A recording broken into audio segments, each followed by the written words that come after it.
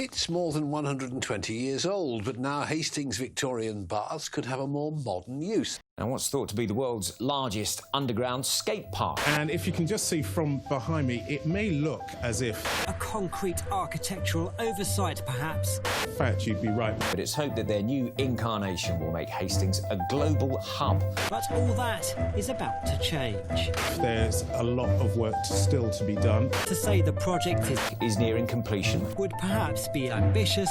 So we're going to knock this concrete out and then build a skate park going down another 8 feet. But below is a different matter. They've had your technical problems. So, yes, only good things. What have you still left to do?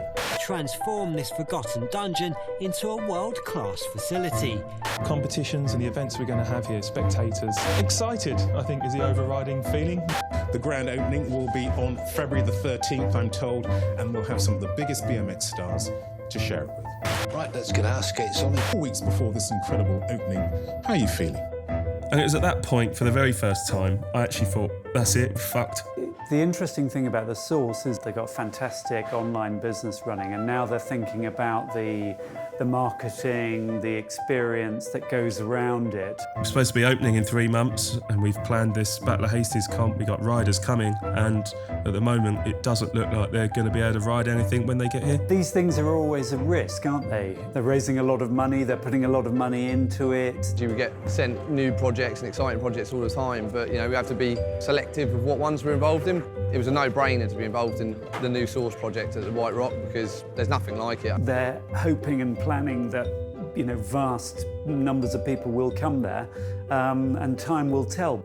This event has been so hyped up, and there's so many people banking on this being an amazing event. But at the moment, it looks like it's going to be held in a fucking damp swimming pool.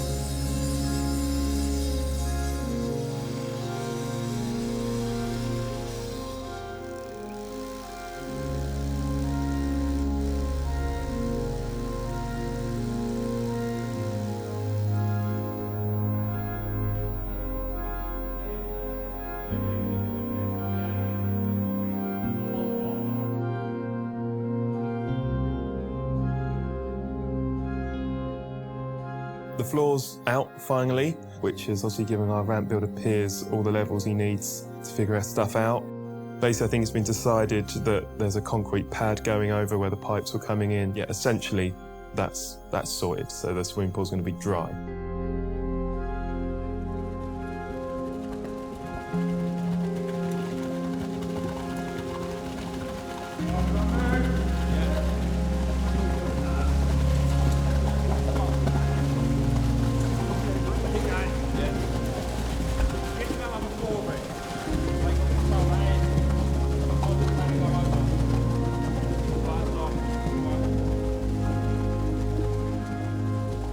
All of that looks good.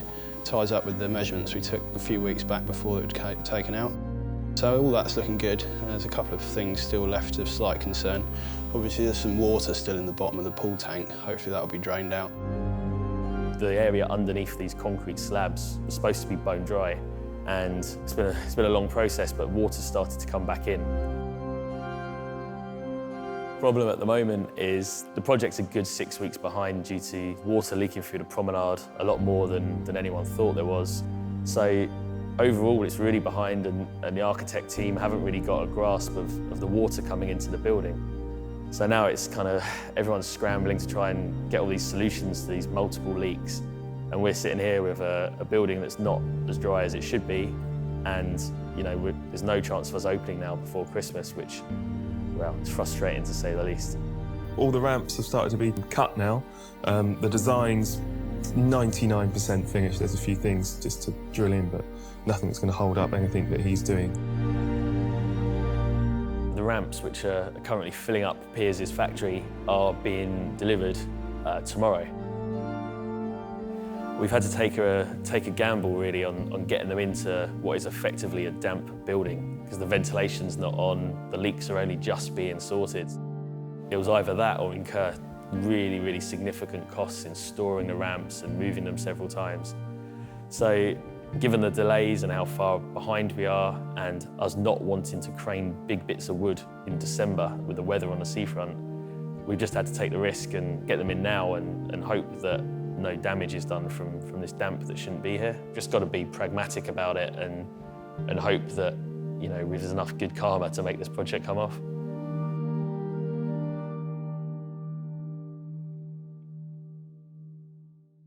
After the Deal With It premiere, everyone was on such a high that it just made perfect sense to just keep continuing with what we're doing and to make another video. So we travelled further afield and we were known around Europe. We were going to France, to Germany, and we were travelling around as much as possible, getting footage together for our next DVD. And in 2008, we released Gold Meds.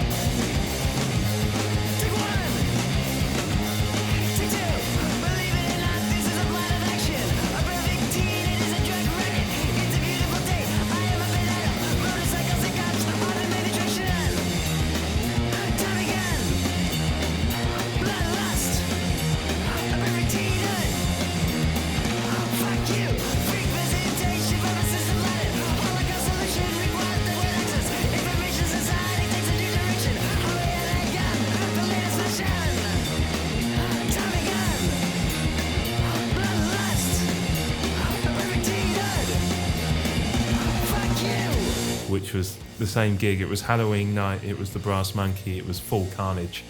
Again, just a repeat of what we'd done, but on a grander scale.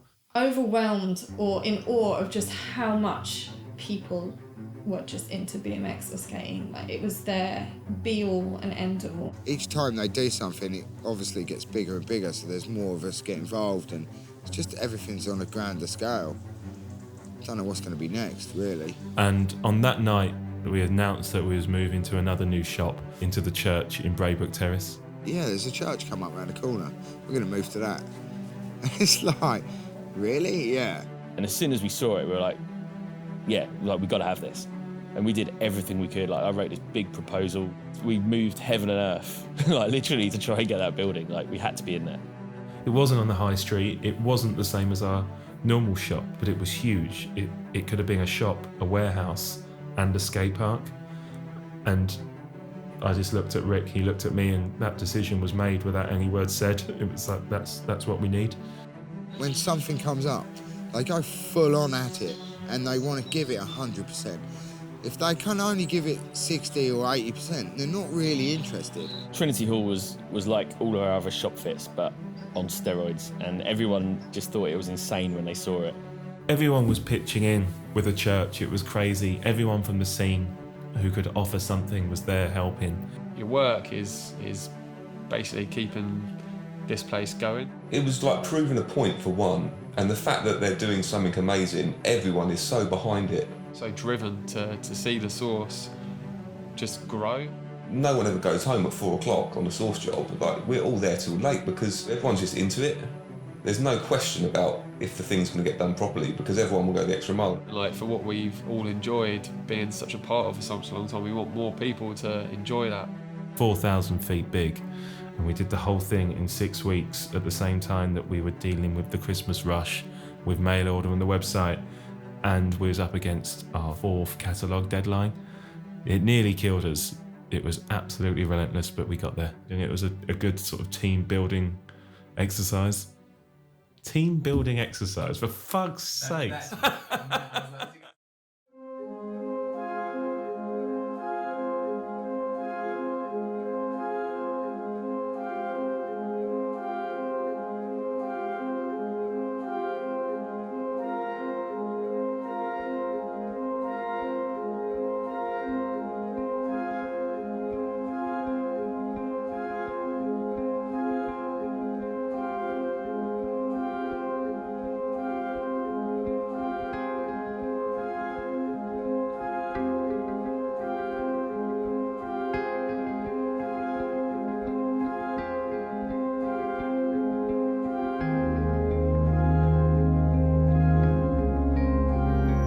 So at long last, the ramps are coming down from the workshop to the skate park today.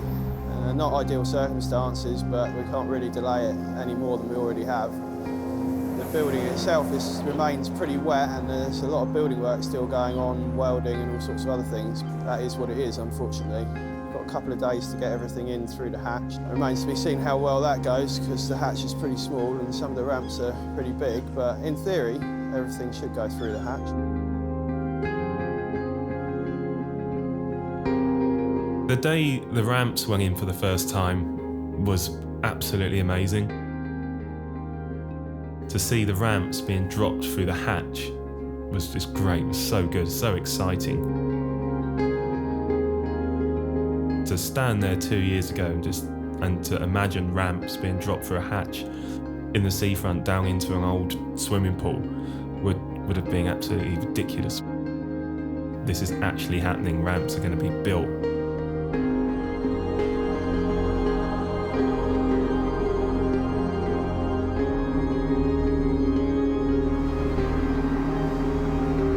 Piers was still seeing problems. I think although the water had drained from the pool, it was still pretty damp down there. I think that was affecting Piers a little bit. Putting wooden ramps into a wet room is never a cool idea, but in comparison, that room was bone dry to what it was 6 months ago.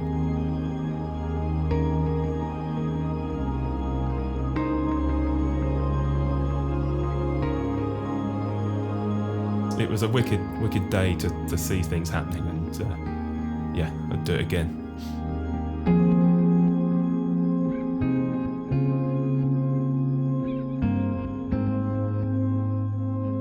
The builders' faces was funny when the ramps were coming through. I don't think they could quite believe how tech they were and how big they were.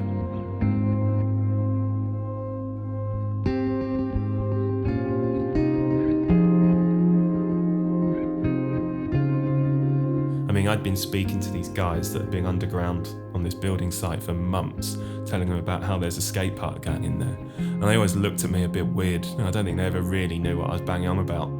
I think maybe in their mind it was a bit of plywood on a couple of tyres.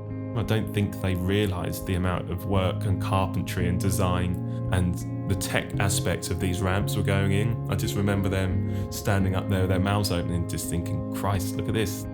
This is proper.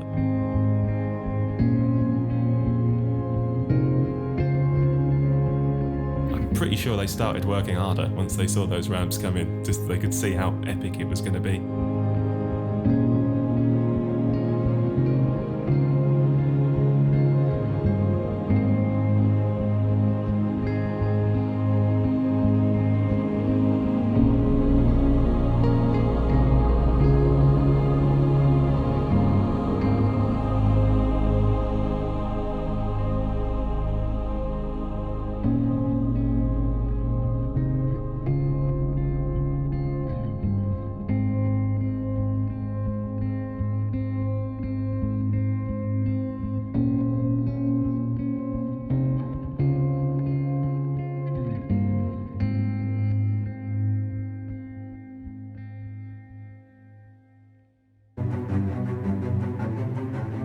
The church shop opened in the middle of December 2008 after so much hard work. The thing we was actually most excited about was the indoor bowl. We'd never had an indoor place to ride before in Hastings. We're all so excited, and then the first time we went there, it was just like, yeah, it just seemed massive. We were building it, but we didn't really know what we were doing. Before we'd built a mini ramp here and there, but This was a legit bowl. And I remember we bought a Thrasher ramp plans book, sort of like my first guide to building ramps. It opened up a whole new thing because Hastings was on a bit of a lull really with spots to ride, especially indoor ramps. There was none. And the fact that there was a bowl that you could ride anytime you wanted and have parties in there, it was amazing. So riding a bowl which everyone had put their heart and soul into was the best feeling. In the depths of winter when it's snowing, you can just go into that church hall and just have a ride with your mates, and it brought so many faces out of the woodwork. And it was open to the public.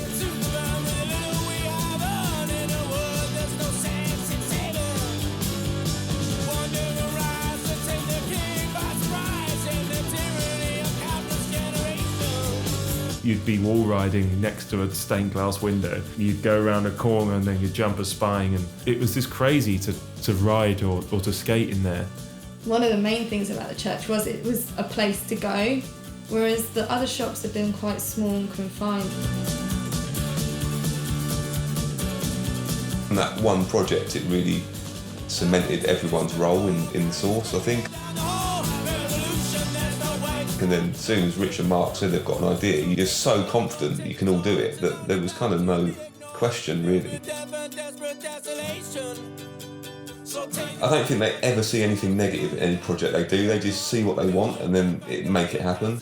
I've never ever got the feeling that they're not 100% behind anything they're doing. Even if it's going massively wrong and we're up against it, they don't see it. They just see the forward motion.